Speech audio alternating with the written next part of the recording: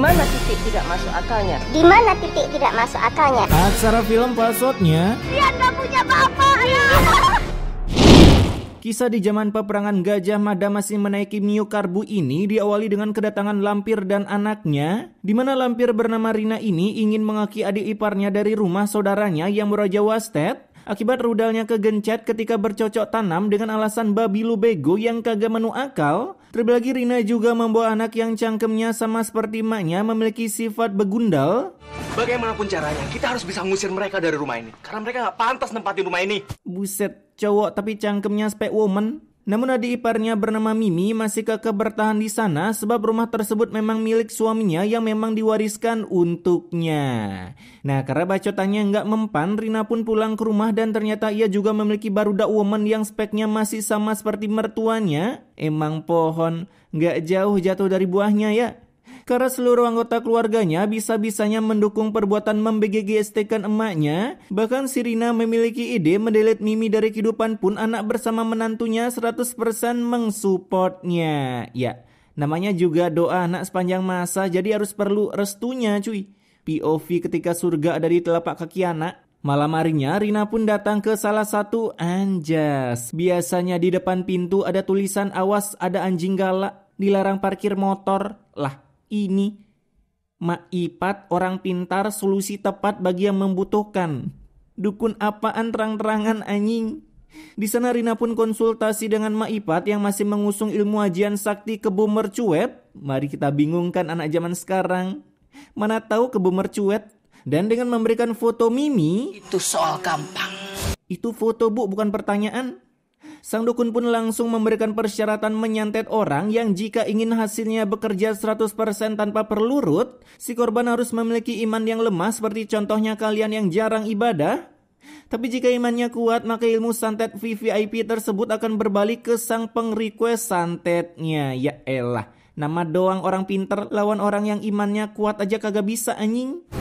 Itu artinya kamu siap menumbalkan nyawa kamu sendiri. Iya, nggak apa-apa. Tolol. Niat ngeki orang malah ngeki diri sendiri jadinya. Setelah deal dengan itu, si dukun pun langsung merapal mantranya dengan alis yang sedikit menukik seperti mau nikung serta cangkemnya komat kamit baca mantra. Anjas nge-giveaway katon. Di sana Mimi pun berhasil kemasukan jutsu dari klan Uchiha itu sampai membuat kedua anaknya terpanikan. Tapi si Mimi masih kekeh gak mau dibawa ke dokter akibat ia tak memiliki cuan sama sekali setelah menjalani kejandaannya selama beberapa hari. Kemudian besoknya si Mimi pun akhirnya memutuskan untuk mencari loker memakai topi milik Raiden di Mortal Kombat. Meskipun anaknya sempat ngelarang karena emaknya memang tak memiliki bakat apapun. Namun untungnya ketika datang ke salah satu juragan kambing, ia pun berhasil mendapatkan loker merawat kambing spek Lucifer walaupun tampang Mimi dilihat seperti orang berpenyakitan. Dan dari kejauhan Rina pun terlihat full senyum karena ilmu santetnya berhasil staycation di tubuh Mimi. Yang berikutnya Rina ingin membuat seluruh umat manusia kalau bisa sampai ke hewan-hewannya karena di Wakanda ada beberapa manusia seperti binatang kelakuannya asik. Melakukan pembencian dengan si Mimi. Ya elah kelamaan banget loh. Tinggal sewa preman sekap Mimi sampai mending soy kelar anjing. No santet-santet klub. Nah selesai Mimi bekerja, ia pun datang ke salah satu warung Madara yang kekurangan modal. Modal kursi kang bakso sama meja sekolahan anak SD cuy. Kali itu datanglah Rina yang membuat suasana di sana seperti kebakaran dengan menghasut para mamak kampung dengan bilang kalau Mimi ada hubungan spesial seperti martabak dengan bosnya si juragan kambing Lucifer dan tertumben pakai banget emak kampung di sana dianugerahi cara berpikir yang positif karena mereka tak percaya kata-kata Rina. Jangan suka fitnah sembarangan dong kalau nggak ada buktinya. Tuh kan, kalau udah download pikiran ya gini cuy. Kemarin-kemarin gak ada bukti juga digasken. Di sisi lain Begunal Sopian yang habis dikit dari tempat kerjanya akibat ketahuan pernah ngajakin asisten pribadi bosnya ke Oyo. Hasil saat Yanti keluar, Kamu kerja aja hidup kita susah. Apalagi kamu dipecat. Mau makan apa coba kita? sepik sekali itu gaji di Wakanda emang bercandaan doang cuy. Sekejap nongol besoknya udah hilang. Kala itu Yanti tentunya panik, apalagi cicilan Nokia 14 Pro Max-nya belum kelar dilunasin. Tapi ketika Rina mengiming-imingi rumah Mimi, kegalauan Yanti jadi hilang meski dalam hatinya masih memikirkan berbagai macam kreditan. Nah, malam harinya Rina pun kembali mendatangi Emak Ipat, sang penukun ilmu santet. Sehingga sifat ketupat ini langsung memberikan Rina sebuah bungkus berwarna maghrib yang bisa membuat penyakit korbannya semakin gacor pakai banget, menyerang seluruh organ-organ vitalnya termasuk sang tititnya. Kemudian di rumah Mimi, saat ia mengidangkan makanan berupa ayam golek, perutnya pun tiba-tiba kembali kena kutukan seperti ada yang menendang, padahal Mimi lagi tak memiliki calon member FF. Sedangkan dari luar, Rina pun beraksi dengan membawa cangkul dan menanam jimat tersebut seperti apa kata gurunya. Ya elah, itu kenapa kagak cangkulnya dipakai ngegedik Mimi sih biar lebih instan? Dan selesai menerapkan tutorial itu, si Mimi ketika tidur langsung disamperin makhluk yang cuma bisa dilihat menggunakan byakugan doang. Apalagi kini Mimi malah kegatelan, tapi bukan gatel dengan rudal, melainkan seluruh badannya tiba-tiba sangat burik, memiliki cacar di mana-mana. Ya, meski gue tahu itu dibuat pakai make up doang, bahkan meskipun udah diberikan bedak, kegatalan Mimi tak juga kunjung hilang.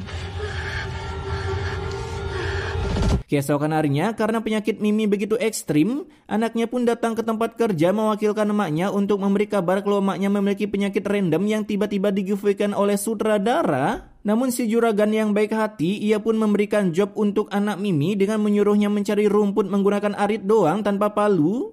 Kalau palu dan arit sih beda lagi. Karena selesai bekerja, bosnya pun datang menjenguk Mimi yang penampilannya sudah tak seglowing kemarin. Nah, dari luar Rina pun melihat juragan kambing Lucifer yang sedang ngobrol depan rumah Mimi sampai membuatnya iri karena meski Mimi wajahnya kini spek 2 bit tapi masih tetap laku. Hasil ia pun kembali datang ke Mak Ipat untuk meminta teknik pengsantetan part 3-nya, tapi kali ini memberi guna-guna untuk juragan kambing Lucifer agar si juragan jadi membenci Mimi. Bahkan dari kegundalan Rina, si dukun sampai mikir, ini Rina dibandingin ilmu gua masih jatan Rina anjing. Kamu memang licik, Entin. Predikat customer terlicik, cuy. Di sana si dukun pun langsung merapal mantranya. Anjas, transferan ilmunya via Bluetooth apa share it itu kenceng amat dah. Selesai diberikan ilmu perdukunan, besoknya Mimi yang baru aja OTW kerja langsung diberikan bacotan oleh bosnya. Cuman karena telat beberapa detik doang, dan kejadian ini dilihat oleh Rina dari kejauhan yang entah ini Rina pengangguran atau punya bisnis skincare memakai uang cuci kering 2 jam langsung beres. Karena, aduh, bisa-bisanya hidup cuman ngurusin ginian doang anjing. Kala itu terjadilah sebuah kutukan di kepala Mimi hingga membuatnya reban santuy dan tepar begitu saja. Ya elah, cuman pusing doang sampai pingsan. Jadinya dengan santuy, Rina langsung datang ke TKP untuk melepas kandang kambing Lucifer yang udah lama terbelenggu, sehingga iblis-iblis itu pun pada keluar dan sekarang hinggap di beberapa diri kalian. Makanya ibadah blok, tapi buat yang beda server aman aja sih. Dimana ketika bosnya datang, tentunya si Mimi langsung jadi bulan-bulanan cangkem bosnya. Saya juga nggak tahu Pak kenapa kambing-kambingnya bisa hilang. Ya, karena dilepasin lah Bambang. Dan karena mendengar jawaban Mimi kalau ia habis ketiduran, membuat damage bacotan bosnya meningkat ke level Pro Max dengan memecat Mimi dari sana sekaligus tak memberikannya gaji dan harus mengganti seluruh kambing yang udah hilang. Buset dah, ini mah dijatuhin tetangga ketimpa tangga. Di sisi lain Rina pun kembali menghasut para mama Facebook ini dengan bilang kalau Mimi telah terkena penyakit yang tidak menu akal, wajahnya tiba-tiba mengalami penurunan grafik menjadi grafik Majapahit. Terbagi Rina bilang penyebabnya karena, aduh. Tuh loh Bu, sakitnya non medis. Dia kan suka mujajin. Bapaknya lah mujajin. Bahkan Rina juga bilang kalau siapapun yang meninggal di kampung ini itu artinya orang meninggal tersebut telah dijadikan tumbal untuk para jin-jin yang diadopsi oleh si Mimi. Buset dah, kalau dia mujajin gak mungkin kismin lah anjing, udah pasti disuruh ngepet itu. Ini kita pulang aja ya. Hati-hati ya, pagerin rumahnya jangan lupa. Dia tahu gak sih jin bisa tembus pandang? Lu bikin benteng Takeshi pun bisa tembus itu. Nah di rumah Mimi pun kembali mengalami kegatalan yang ekstrim. Apalagi topping-topping di wajahnya semakin banyak bermunculan sehingga para baruda anaknya langsung akan membawa maknya ke rumah sakit. Tapi ketika keluar ia pun harus melewati rintangan dari cangkem para dua mama ini. Mimi, kamu kok tega sih? Nyari duit pakai jin-jinan. Yang otaknya udah disetting sedemikian rupa oleh Rina, sampai-sampai mereka pun surrender untuk rumah sakit akibat diadang oleh dua entitas terkosmik ini. Penyakitan dasar. Ya elah, kayak gak pernah kena penyakit cacar zuzuran aja ini, Mak. Di hari itu juga, saat anaknya buang sampah, ia pun melihat tanah yang habis digali di depan rumahnya dan mencurigai sesuatu telah ditanam di depan rumahnya, di mana daripada penasaran, ia bersama temannya pun menggali tanah tersebut sampai berhasil mendapatkan sebuah boba kambing yang dilapisi kain berwarna hitam, makanya wajah Mimi muncul bintik-bintik seperti kambing. Alhasil ia pun langsung membawanya ke Pak Ustadz untuk menanyakan fungsi dari benda tersebut yang sekali dilihat oleh Pak Ustadz, buset, keren kali. Ini adalah benda sihir. Anjas, benda sihir. Kala itu ia pun menyuruh Pak Ustadz untuk mengeruqyah si Mimi. Jadinya Pak Ustadz yang baru aja mau live streaming main game gaib, auto jadi pro player sih itu. Ia pun harus datang ke rumah Mimi dan langsung melakukan pengeruqyahannya. Bismillahirrahmanirrahim. Di sana Mimi pun langsung teriak tak karuan seperti falak yang ingin disembelih, namun akhirnya ia pun bisa pingsan dengan tenang, yang artinya seluruh jin-jin di dalam tubuhnya udah mudik ke rumah masing-masing. Kemudian besoknya Mimi pun datang ke rumah Rina setelah tahu dialah yang menggiveaway-kan penyakit tersebut melalui jasa pengsantetan.com. Namun bukannya meminta maaf, yang ada Rina malah balik menyalahi Mimi dengan menyebutnya, aduh, Licik, kamu ingin menguasai harta orang tua kita sendirian. Cok, harta cuma ditinggalin rumah doang sama suami, gitu doang kepanasan kayak lagi di gurun.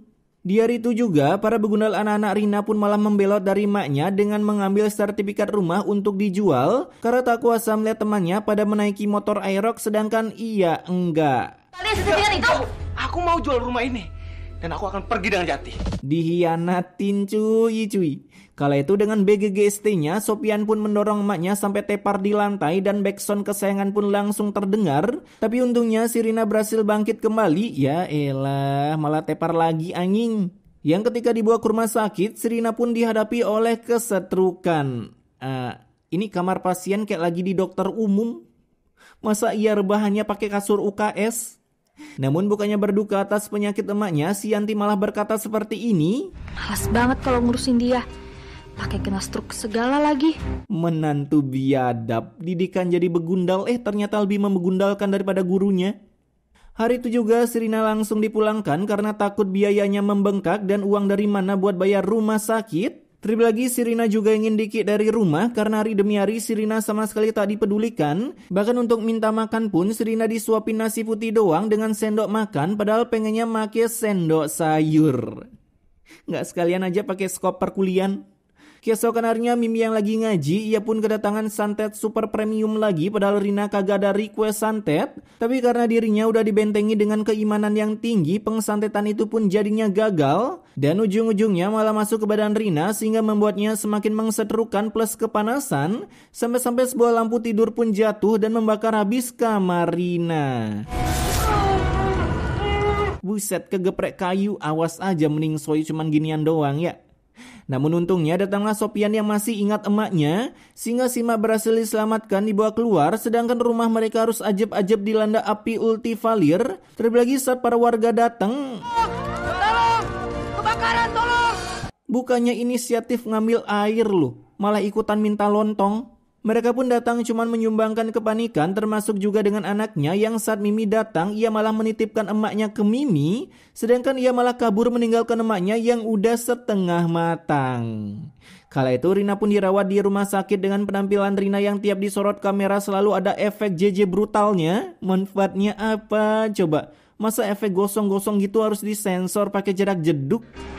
Dok, sebenarnya kakak saya ini sakit apa ya dok? Kok badannya bisa bau kayak gini dok? Dan selain menghitamkan, rupanya Rani mengeluarkan bau yang begitu ekstrim sampai dokter pun tak bisa menanganinya.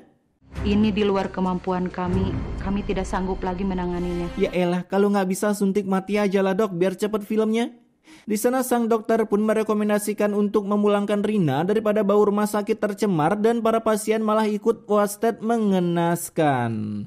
Nah, baru aja sehari dipulangkan, malam harinya si Rina tiba-tiba ngereok tak karuan sampai membuat Mimi terbangun mengira Rina lagi kerasukan kuda lumping. Apalagi dari luar, para warga juga ikutan mengeluh tentang volume suara Rina yang seperti klakson tronton. Bu Mimi, kami benar-benar terganggu dengan suaranya Buntir, berisik banget. Sehingga mereka merekomendasikan untuk mengubur Rina hidup-hidup daripada memakan korban karena bau dan juga suaranya yang bisa memecahkan gendang telinga.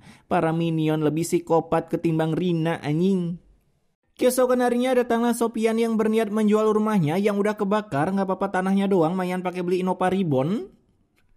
Dimana udah tahu emak lagi di hujung hayatnya, nafas saja masih nyicil, bentar lagi diambil. Si Sopian dan Yanti pun tetap kekeh ngebacot menyuruh maknya tanda tangan. Namun ketika dipaksa pergi dari rumah oleh Mimi, ternyata si Rina malah ikutan pergi, tapi bukan raganya melainkan nyawanya yang dibuat mewastetkan dengan gaya orang stroke.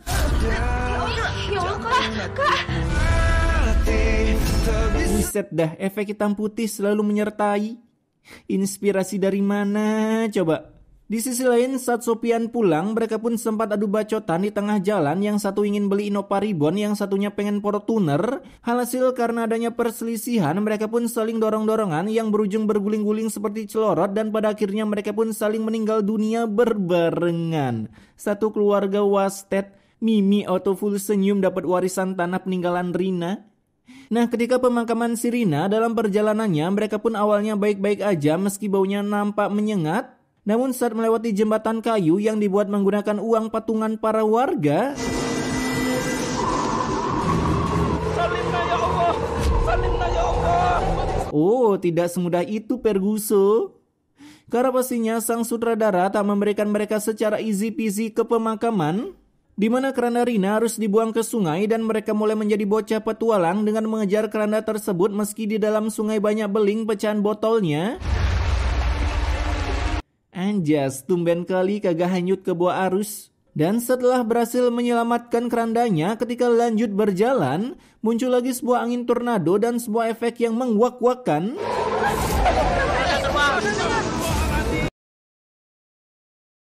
Karena keranda Rina harus mengkiling sprikan dan jatuh ke jurang lalu kebakar, apalagi selain kebakaran, sejak kapan keranda bisa meledak kayak bom anjing? Kemudian film pun ditutup oleh kameramen yang sedang terbang melangkahi mereka semua dari atas karena konon sang kameramen terkena ledakan itu dan itu arwahnya yang sedang lagi menuju surga. Bye-bye kameramen.